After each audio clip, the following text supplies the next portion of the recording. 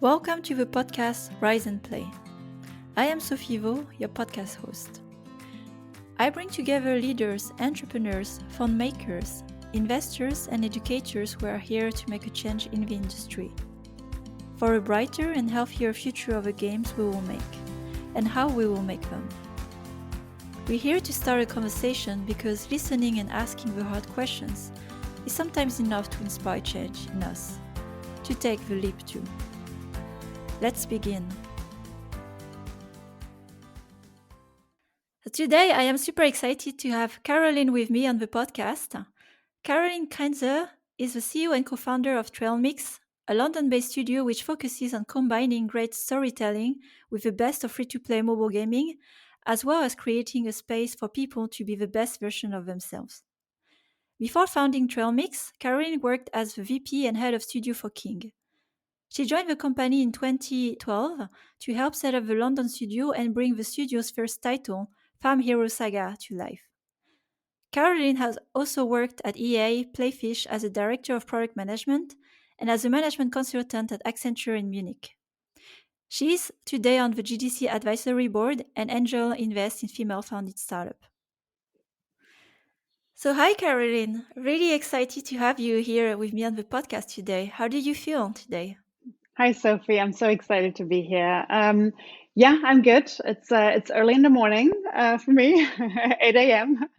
But it's a great way to start the day. Thank you, and I appreciate that we do this in the morning, but also no distractions, so we can go freely in the discussion. Exactly. So my first question, and really also for the audience to get to know a bit more about you, you have a long career in gaming. You've been to amazing companies, work on big products. And I was curious from your background as a consultant, how did you end up in games? What was your journey in games to be where you are today? Sure. I guess I got into gaming in quite a roundabout way, in that I never thought that would actually be a career for me, or that you can have a career in gaming. And I guess I was like, I actually worked for quite a lot of different companies, and I worked in a lot of different countries, kind of like exploring sort of like what direction I want to go into. And I worked for Sotheby's Real Estate at a Côte d'Azur, for example, or I worked in hotel in Portugal, and I worked for Siemens in China. I guess I was always searching for something that really speaks to me. And I guess because I went to business school, going to Accenture was sort of like a natural step, because like a lot of people end up at investment banks or in consulting, and it was a great experience because it was a very steep learning curve, but it was also a really tough experience because they definitely make you work very hard, and they do treat you as a resource, right? And you just constantly deploy to different projects. And after a few years, I just, and often people do go into consulting because they kind of want to figure out what they actually want to do.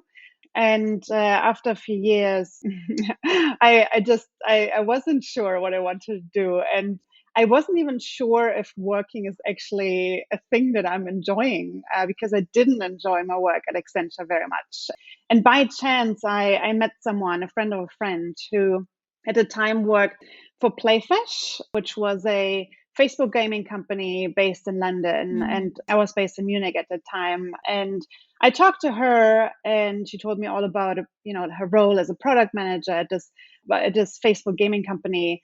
And my mind was absolutely blown, because I realized that there are actually people out there who enjoy their work and are really passionate about what they're doing. And so I applied at Playfish, and I flew to London, went into the studio, met all of these amazing, young, colorful people. And it was pretty clear to me that that is the place where I want to be. And I'm really glad that they did give me that opportunity, because I knew nothing about games, and I knew nothing about startups. And Accenture was my first real proper job. And I think they did take a huge risk on me. And I'm incredibly grateful, because I do feel that by joining Playfish, I just found my tribe, and I found the thing that I really enjoy. Mm-hmm. Great. So it's also a great journey, like from indeed, like quite a, I would say, serious industry, as we sometimes differentiate with games, to a more entertaining industry. And so, a bit further than through your career, where you join after King and also build the first title that is a super successful title at King, Farm Heroes Saga. I was curious as well what led you to open your own company and studio. You could have continued, at King, probably going through the career ladder or go for a new product. If you could share as well, what was the reasoning? Yeah, sure. I guess joining King at that time, and I joined King in 2012, so that was actually before Candy Crush on Mm. mobile released, and it was just such an incredible journey from joining this still pretty small and scrappy startup that King was to, seeing it evolve and grow and be so hyper successful. And we had the opportunity to set up the London studio from scratch. And kind of like it felt a little bit like we have our little startup within a startup, have the opportunity to kind of like go through this journey, but still in a relatively safe way and supported way, I suppose. And we did have a lot of autonomy at the time to set up the London studio. And yeah, it was an incredible experience. We released Farm Heroes Saga. Tristan, my now co-founder, was part of the initial team that set up the London studio. And so Tristan and I went through a lot of ups and downs, and obviously, like releasing our first game together, and I guess going through this journey and seeing hyper growth. And obviously, we had an IPO at King, then we got acquired by Activision, and effectively after 5 years at King, I was in the position of like VP and general manager, heading up the London studio. And yeah, I guess I could have stayed at King, and I felt that it was a really good job at that time for me, and I was in a really great position. But Tristan actually, he had his own startup in New Zealand before he came to London, and it was pretty clear for him that he wanted to start his own company at some point. And so he had been talking to me about this for a little while, and I was like, I mean, that's crazy, like why would I leave this secure job and jump into something that just might completely crash and burn within the first year. But then I also thought, it's kind of like a once in a lifetime opportunity to start a company with someone who you really trust and respect, and you can work with this person super well, and your vision is just so aligned and your values are aligned. And I felt the more we talked about why Trailmix should have a reason to exist, and like what we want to achieve with it and what kind of impact we want to have with it, I realized that is the best way to spend my time, and that's the almost the only way for me to potentially have a real impact on like the industry and the people around me. Yeah. And as you mentioned, like your thought process when you were offered to jump, on a startup adventure with your co-founder Tristan, what were the thoughts were going through your mind or fears? Do you remember, like hesitations?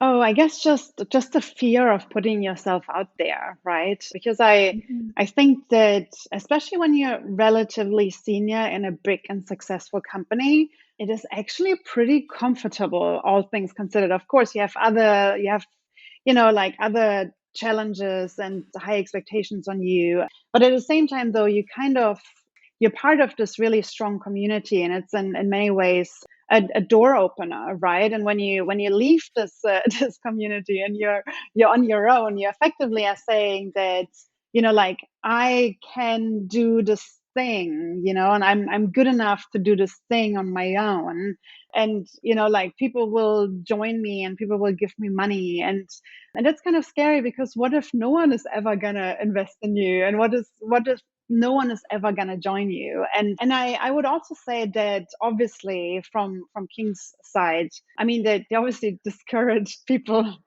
to leave and just start their own company, right? So I guess there was definitely that there were quite a lot of like elements to it that just made it a very, very scary proposition. Mm. We did it, and glad. Yeah, I'm very glad we did. Obviously, because it's been definitely the most Mhm. challenging time, but also the most satisfying experience for me. Yeah, and as you mentioned, like this fear of like not being able to attract money early stage, or even attracting talents to join a startup that doesn't have anything visible yet. How was this early journey for you? Did you bootstrap? Did you get an early funding? And who did you onboard at first? Like, what was the beginning?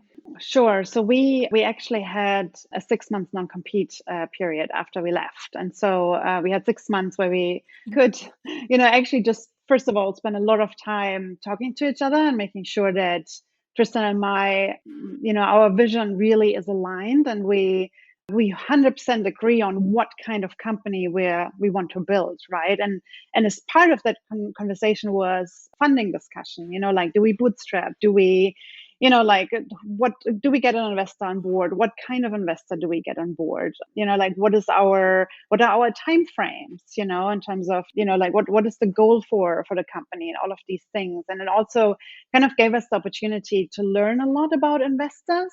And I guess, like, generally, what is a VC, what is an angel investor, what is like, all of these different types of investors. And so when we were ready to be able to come out as Trailmix and start talking to investors, I think we had a really good idea of what we wanted, and we knew that we had to take on investment anyways, just because of the company that we wanted to build, the people we wanted to hire.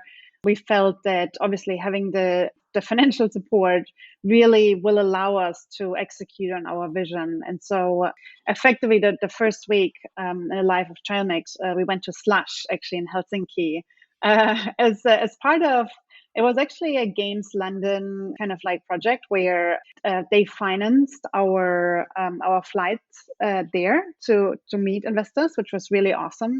So I'm incredibly grateful Mhm. for that support, that we could go there. And that is actually where we met quite a lot of different investors and talked to different investors. And it was super fun, actually, being out there and kind of like exploring this. And one of the people that we met while we were there was Supercell. And that is actually the first time that we kind of like crossed paths in that form. And after exploration and realizing how well we are aligned in terms of the values, we in the end decided to take investment from them. That effectively started during the slash in Helsinki. Yeah, that's an amazing story as well. And Supercell is quite active in backing, I would say, interesting studio creative that are creating something also new and different in the space. So I see, of course, very well your studio feeding into the type of investments from Supercell. And what is interesting to me is indeed the 6 months, forced 6 months, but maybe it was not such a bad thing to really sit down and get clarity on the vision, the mission of the studio, the values. You even talked about values with partners and investor. So could you tell more about what is the mission you came up with for Trailmix when you started to become public? And maybe what you were looking for into investors, like this value you mentioned. Mm. Yeah, so the reason why we started Trailmix was, I guess, we really started out of the desire to create a space where people can flourish, and a space that does allow people to be the best version of themselves, and also a company that you know that respects their players and creates amazing experiences for like this vast audience out there. And part of it is creating a team that reflects this audience, to really be able to understand what the audience needs, and just create amazing things. And we actually, the reason why we call Trailmix was because we were making games that are snackable yet nourishing, just like the nutty Trailmix snack.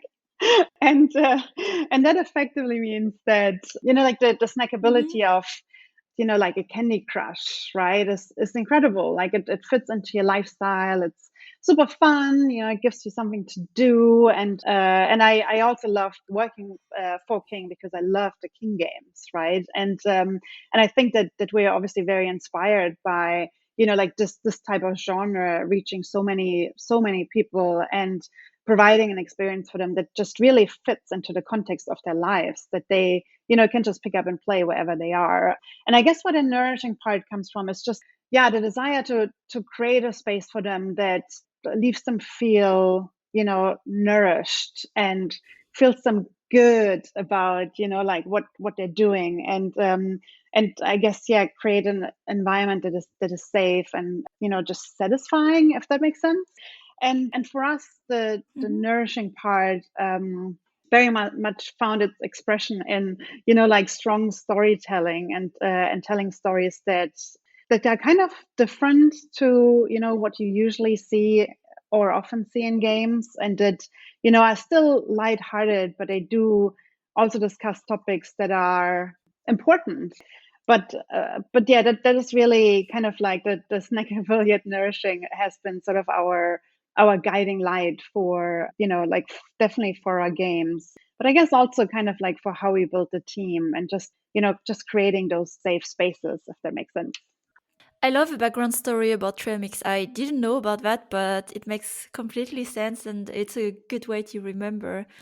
And also, I relate a lot to the mission of the games you're making. Like, we will talk a bit about your product, Love and Pies, but also at our studio when we started as well, our Plantopia, that was a similar thinking as well, where we just didn't want to create another game, but something a little deeper, that has a meaning for others, that they can relate to their lives, that they can relate to the product, and not something completely on a fantasy level, abstract, from their life. So it's funny to hear as well the background thinking, and I could feel it by playing Love and Pies, by the way. So it's amazing. And I'm curious here, and again, for the transition from King to building your own company, looking back, and here is really not again to criticize or a company or something, but I'd like to understand, knowing what you are doing right now in Trailmix, why was it challenging or not even possible to do it in a company like King, like established company? Well, that's a very good question. Obviously, to be fair, I think that it's probably no one's fault, but just a result of where the company is at in their their life cycle, so to say, right? Because it obviously, I mean, King grew Mhm. from like only a few as from a startup to, I guess, now maybe 2,000, 3,000 people or so. And obviously is owned by Activision and is incredibly successful with like Candy Crush Saga and Farm Heroes Saga and other games. And I guess their priorities just have adjusted to like the relevant business priorities, right? Which makes sense for them, I suppose. But I guess I mean, I don't like King has been obviously an incredible employer, and I guess a lot of the things we know we have learned at King, but I guess also the things that we have learned, as I said, they kind of allowed us to see a lot of stuff and go through experiences that helped us to understand what not to do, right? And I guess hypergrowth sometimes does make it difficult to keep the culture cohesive in many ways, right? And hyper success can also have a negative impact on like the just the general environment or how you do things. And it felt like just having a separate like small company allows us to build something from scratch that has certain values infused from the beginning. And through our learnings, I guess we've learned how to what to do to keep those values intact in some ways. And I guess startups are just a little bit more flexible in terms of like how quickly you can move, what type of decisions you make. So yeah, so for us it was just the right thing to do. So let's talk further now a bit more about product and games, because also I'm excited to discuss a bit about Love and Pies. So I followed the evolution also of this game, and my team is very fond of it, by the way. So they played it, and they comment as well on the new thing they discover. So they really like the game. So congratulations. I was curious, how did you come up first with the concept? So was it the first game you started or more of a product of iteration? There are several things I noticed as well in this product. So of course the narrative, very fresh, single mom, with a little kid. I heard also from my team recently there was some LGBTQ narrative and romance stories, which I haven't seen much in games. You also innovated on the core as well, gameplay. So it's a lot, at once. So I was just curious about how you approached, the product strategy, the concept, and this choice you made in the game. Sure. Yeah. So when we got started, as I said, the guiding light was the snackable yet nourishing thing, and that's obviously super broad in many ways. But I guess for the snackable part, it was really important for us to find something that's fresh Hmm. yet familiar. And so we actually spent a long time, probably 8 or 9 months, the first 8 or 9 months, prototyping what that means. Like what is our expression of that, and what is it that can feel fresh yet familiar. And to be honest, it is really tough to find Hmm. something that's fresh yet familiar, because obviously, like completely innovating is actually relatively easy because the sky is the limit, and going completely familiar is also easy because you effectively just copy what's already out there. But like finding the sweet spot between those two is so difficult. And at the time, we kind of also felt like, how can we introduce a little bit of the nourishing part also into the core. And I was actually at that time playing Triple Town a lot, and Merge Dragons just got released, and I was a huge fan, and I guess that inspired me a little bit to look at, like the core game mechanic in a different way, in the sense that, like, how can you turn it into kind of like a nourishing growing experience, whereas I think, in Candy Crush, you just destroy candy effectively, right? But we wanted to grow something in our core, and so Tristan is obviously a designer, right? And I only, I ask him to design something that's fresh yet familiar and focuses on growth, which is obviously really difficult. But that is kind of like where it came from, and so we had a lot of different iterations and have really been experimenting, I suppose, with the sort of like merge and grow mechanic for so many years now. And in the end, it was what Love and Pies is now. That is the game effectively in different, variations and different shapes and forms that we've been working on for the last like 3 years effectively, or 2.5 years, which is obviously a very long time. But I guess we also set our bar very high in terms of what our expectations are, in terms of quality, in terms of, like the narrative that we do want to tell. And I would say one of the important things for us was that our writer was one of our earliest hires. And so I guess, especially in mobile games, the story can often be kind of like an afterthought. And we always knew that, for us, for the game to be really snackable and nourishing, and really to focus on a good and strong story, we need to focus on it from day one. And so our writer was really essential, from the earliest prototyping stage. And so Mm. we took a long time to really understand, like, what kind of characters can we create that do, like, tell a strong story that, again, is lighthearted and really fun and appropriate for, like the context of, like, of which, like, players play, the game, but still, memorable, and really tell a story that touches, like, the variety of different players and not just one type of player. Mhm. And we come back maybe more in details to that about the narrative, but I had a quick question about the reactions to the narrative choice you made. First from the players, and second from industry peers. What were the feedback you get? Actually, incredibly positive, really, really Mhm. positive, which is really great. I mean, we haven't gotten any negative feedback on the story whatsoever, and it was actually it.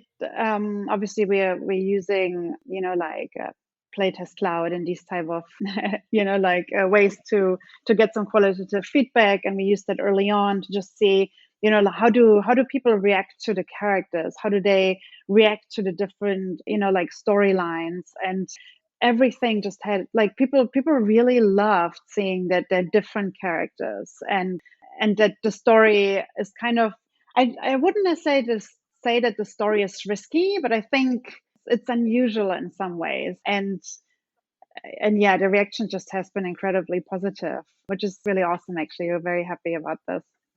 That's great to hear.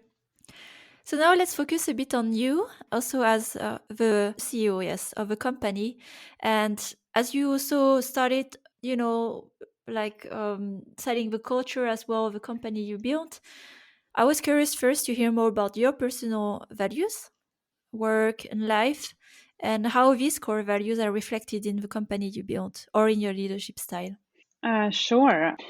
I guess, generally speaking, I'm a very optimistic person, and I do think that like humans are good, like kind of like full stop.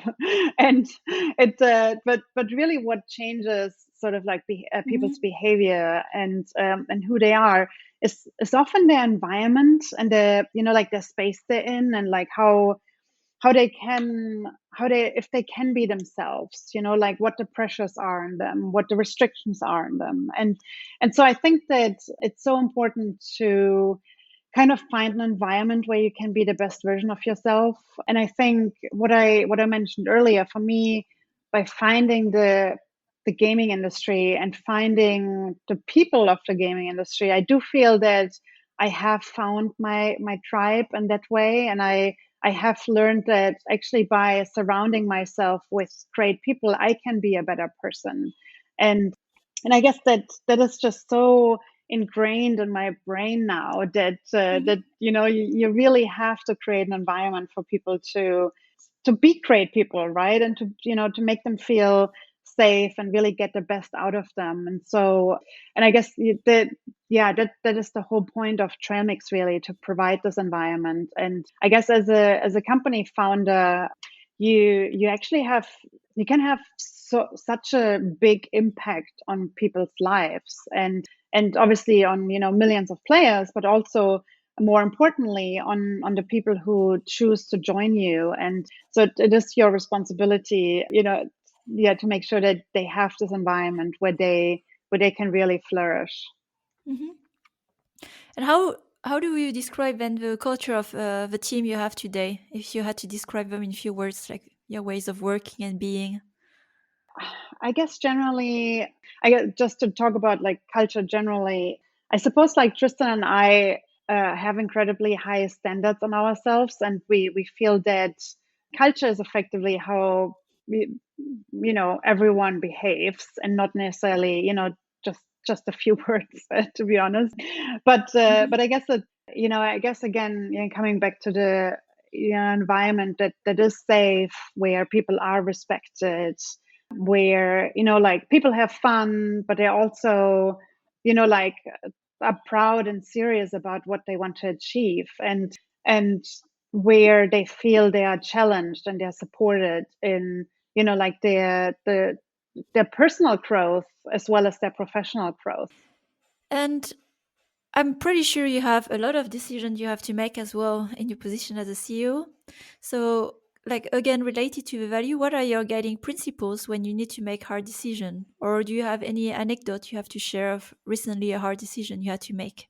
I guess I would generally say that making decisions early, and especially the hard decisions, instead of shying away from them, is kind of is actually it's I mean, everyone knows that's important, but it's maybe even more important than we think sometimes, because I guess in the end, I guess that the guiding principles are that you want people to be happy and successful long term, and you want things to like it's really the sort of like the long term impact. And in order to be around for the long term, or like have this long term success, you sometimes have to make tough short term decisions, if that makes sense, right? And I guess like avoiding some of the tough decisions might actually mean that that it will have a negative impact on the longer term,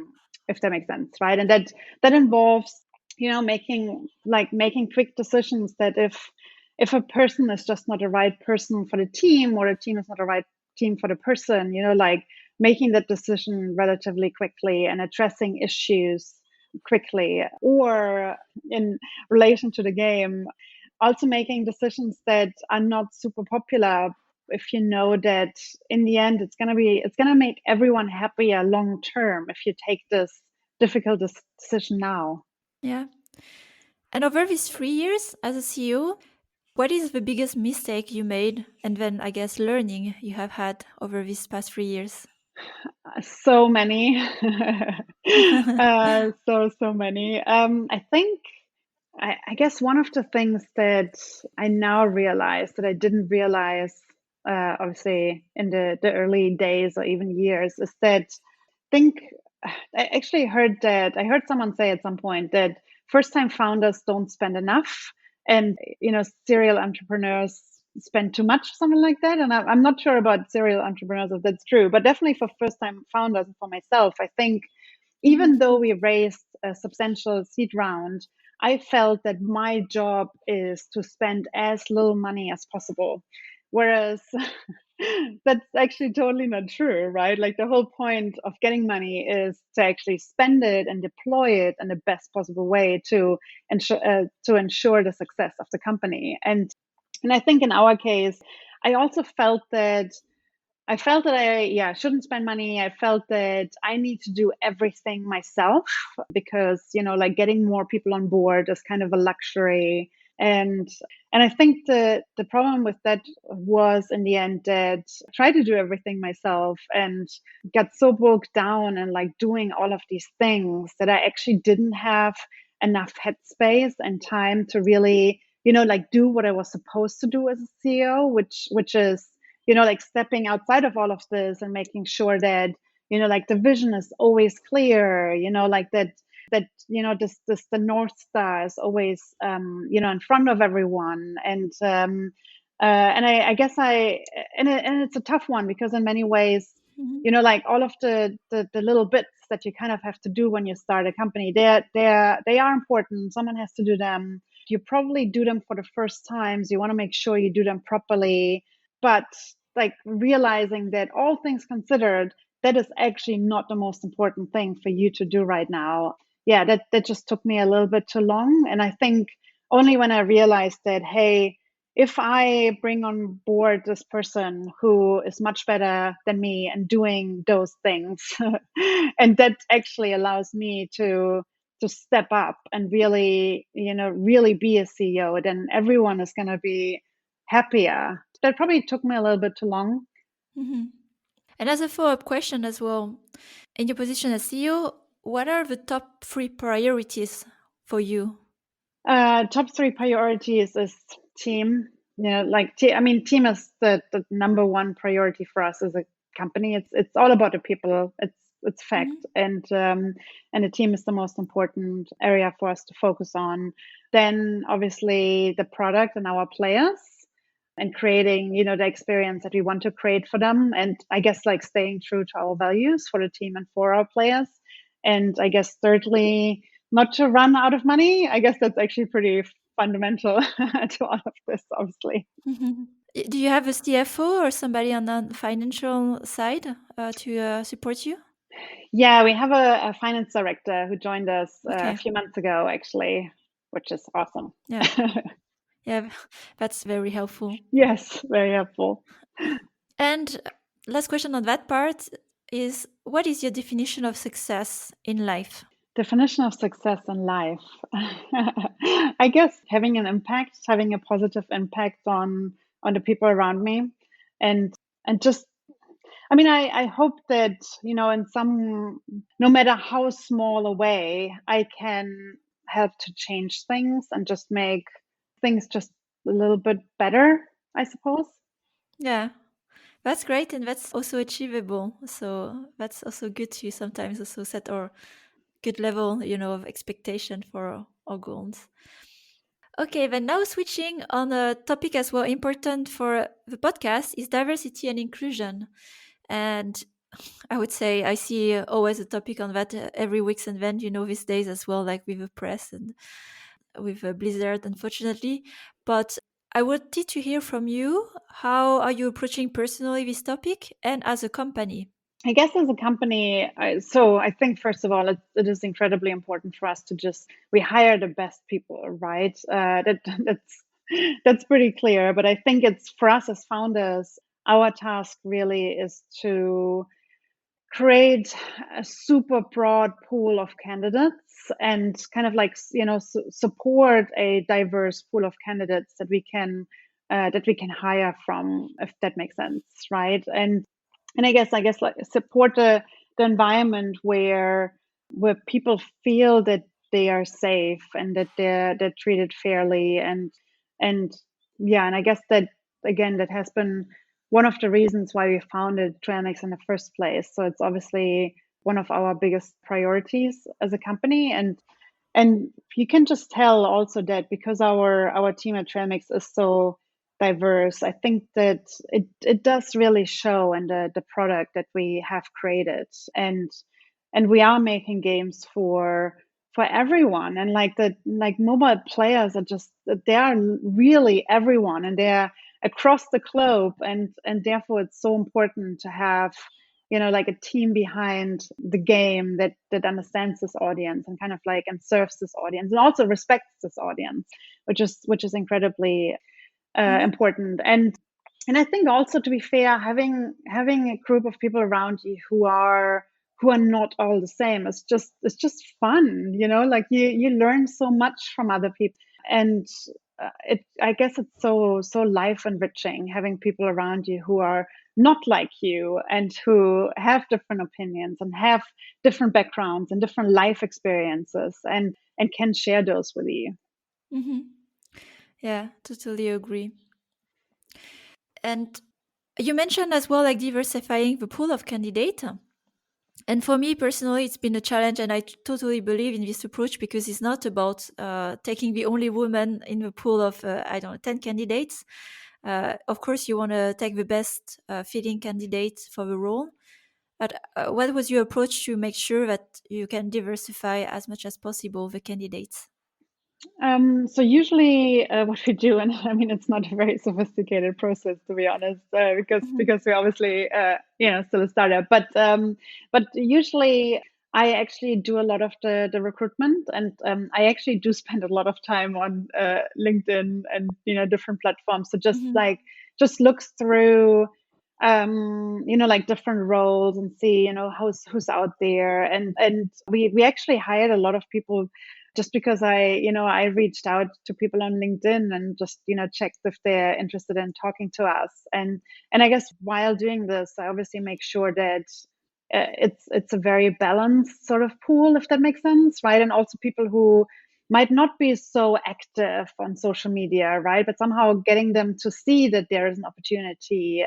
And it is a lot of work, I'm not gonna lie, right? And it's, I think, making sure that the pool is really broad. Obviously, it does require dedication, and it does require it's just more effort. It's just how it is, right? But it obviously it so pays off. And just like being open minded to like, yeah, who's out there, what exactly are you looking for, how you can find a person for this job that's the best person for the job. And maybe you find them in places where you haven't looked before. Hmm. Yeah. And I'm happy that you mentioned this approach that indeed is not that sophisticated, but it ones that takes effort and time. And if you're committed to have a diversity in the team and in candidates, that's the way to go as well. I went through this and I know the work as well, so I'm really happy that you also have been doing this, and I hope it will encourage others to just do this until we will have so many different talents that it's will not require this proactive actions, but for now Yeah. it's how it is. Yeah, definitely. And I guess I once we're able to go out and mingle again. I suppose that I feel it also does help, right? Because then Yeah.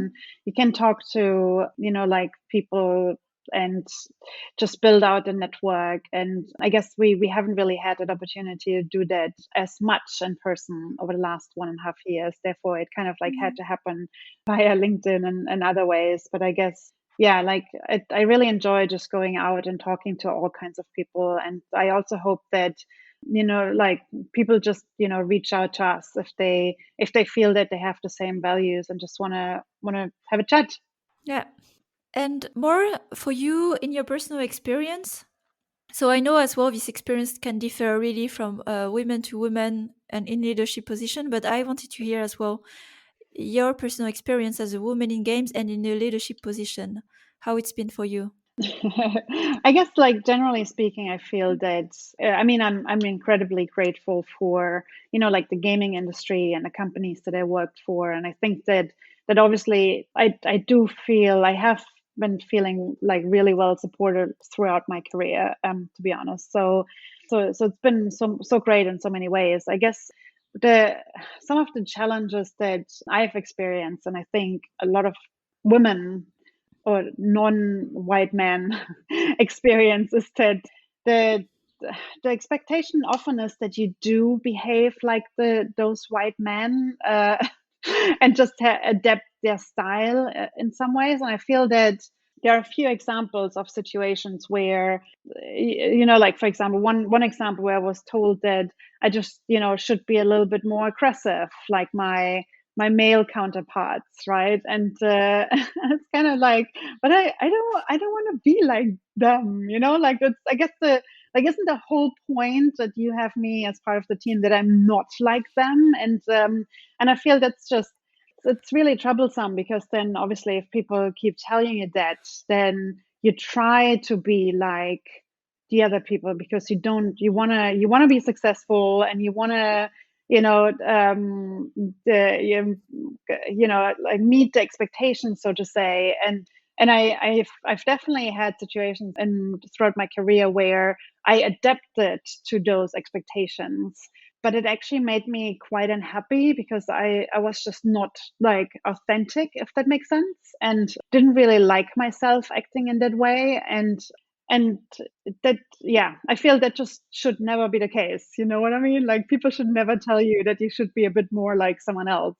And and uh, and yeah, I guess, I mean, on the flip side, right, I think also being different and not acting in like the, typical sort of maybe more aggressive sort of like leadership, Yeah. way, might mean that some people underestimate you, but maybe that can also be an opportunity and advantage, right? Like, being underestimated is not always the worst thing if you think about it, right? Because then you can then you can over deliver, maybe. But yeah, that is definitely a reoccurring theme. Yeah. I know very well what you have described.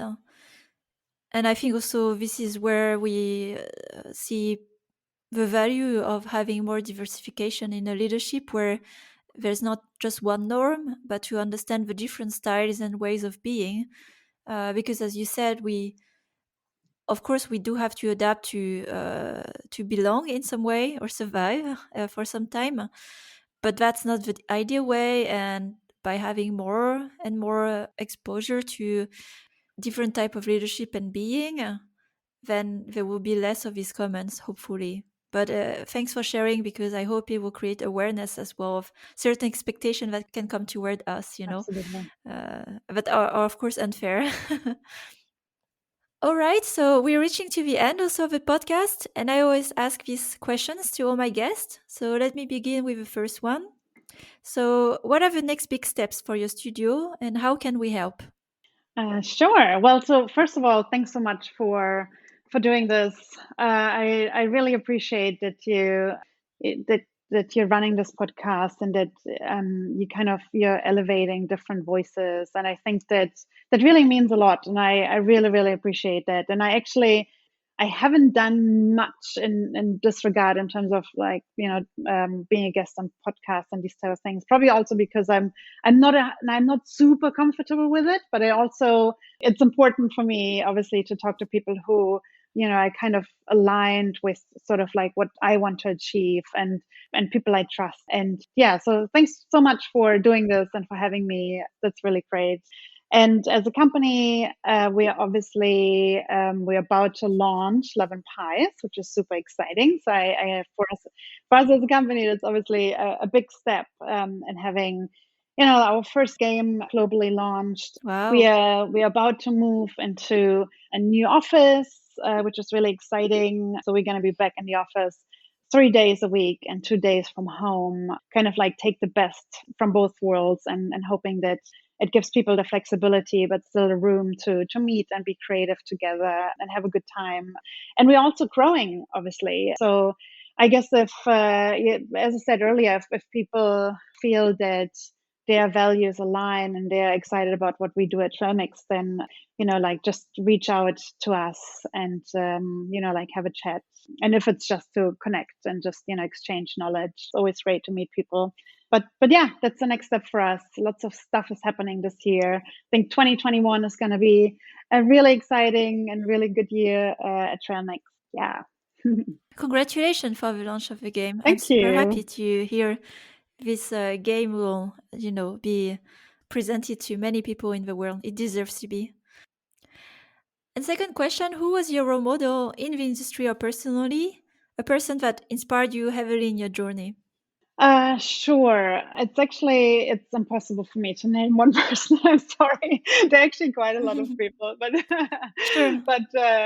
I guess actually the two people who inspire me the most, and have been doing so for the last, decade, like, is John, my partner in life, and Tristan, my partner in business. And I guess like obviously life and business is actually very tightly knit together. But I guess they're kind of what I said earlier, that they are just so, they act with so much integrity and so much consistency and have such good values. And I feel I'm really lucky that I can surround myself with people like them. And I hope, and it feels like it makes me a better person. And I'm really grateful for that. And I also have to say that, again, as a female founder, it does feel you always have, maybe some additional pressures on you, and maybe obviously, imposter syndrome and just like the whole scariness about starting your own business and putting yourself out there and calling yourself CEO. And I feel having both of them always behind me, having my back, always supporting me, never doubting me, just meant so much. And I don't think I could have done it without them, to be honest, right? Because you do need the rock kind of that supports you, and both have done it for me for years and years. And yeah, and I really appreciate that. And I find it very inspiring that there are those people out there who kind of like selflessly support you like throughout this journey. And so yeah, as I said, I'm very lucky. And I mean, I have to say that generally, like ever since I left King to found my own company, I realized that there are so many, allies out there, like and not, I mean, obviously there are a lot of, men, because there are a lot of men in the industry, but obviously not just men. But I think it's important to have these allies from all of the different corners who kind of support you, who you can support. And it's incredible how rich our industry is in that sense, and actually how many people are willing to help you and support you and give you input. And I think that was to some extent a bit of a surprise for me, because definitely while at King it was a little bit of an ivory tower, to be honest, and you didn't really connect as much with the rest of the industry. And so even I left that kind of really strong community, I kind of felt I jumped into this gaming industry community of amazing people who have, like supported me so much, like throughout the time, and given me so much inspiration of, how to start a company, how to be a good leader. So yeah, that has been really good. And actually, lastly, I have to say that actually having been able to spend the last 3.5 years working more closely with Supercell as our investor has actually been hugely inspiring as well. Because I mean, I guess everyone knows that they're a good company with great values, but I'm still surprised how great they are, I suppose, in the sense that like they have really really strong values. And I think for us, just being able to work with someone who is obviously hugely successful and hugely powerful in many ways, but still like treat us consistently, fairly, and with respect, and someone who we can absolutely trust. I think that's actually relatively rare in the business world. And and I feel that they've been so good in like being a role model for us also. How like being hugely successful does not mean you have to turn into a mean corporation. You can stick to your values, and you can be a good player in the field. And I think that can actually see that sort of mentality throughout sort of like the other investee companies as well. And yeah, I guess for us as Trailmix, and for me as a person, I hope that we can at some point be in that position where we are those role models and inspire others. Very inspiring, thank you. And you mentioned something really important. You have a good support network when you're, yeah, especially Yeah. going for your own company. And last question, if you had one thing you wish to change right now in the industry, what would it be?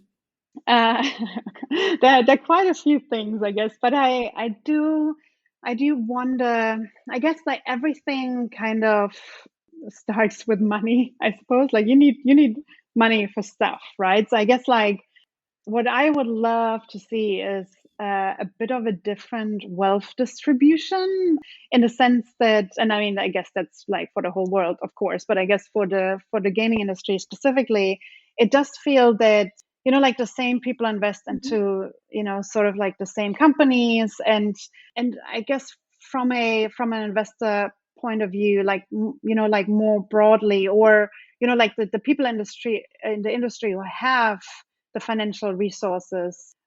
I think if the debt pool would be a bit more diverse, and they could, invest in other companies that are different, I guess that would really enrich the whole, like industry. Because like in the end, like it all starts with having money to actually be able to do stuff, if that makes sense. And I, just going through, for me personally, the experience of fundraising, it's actually striking that there wasn't a single woman, a female decision maker in any of the VC companies, or like anywhere, which is pretty. And I think that's probably slightly different Mhm. outside of the gaming industry, but at least within the gaming industry, there's literally, I haven't encountered a single decision maker who is not a guy.